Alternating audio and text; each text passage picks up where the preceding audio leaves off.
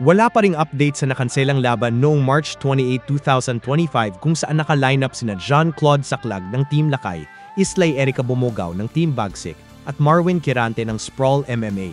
April 4, 2025 sa One Friday Fights 103 ay nagkaroon ng isa pang pagkakataon si Fritz Biagtan para makamit ang $100,000 contract sa main roster ng One Championship. Gayunpaman ay nabigo siya kontra kay Edson Macavey ng Africa sa isang flyweight bout. Sa round 1 ay lumalamang ang ating pambato kontra sa kalaban, pero pagdating sa round 2 ay nagawa ng Africa na bigyan ng malaking damage ang ating pambato, isang spinning elbow na tumama sa noo. Kaya naman ay napagkasunduan na itigil na ang laban para maiwasan ang higit pang pinsala. Bilang resulta ay panalo ang African sa pamamagitan ng round 2 technical knockout.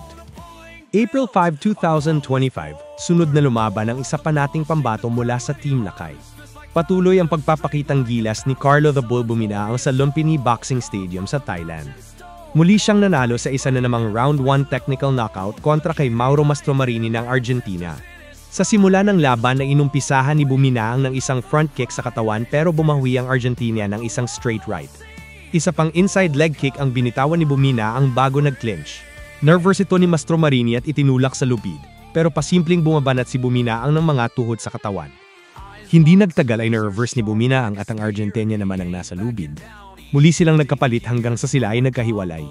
Nagbitaw ng isang mahusay na inside leg kick si Buminaang at dito bumagsak si Mastromarini. Naging mahusay ang depensa ng Argentinian kaya hindi ito nabigyan ng malakas na ground and pound ni Buminaang.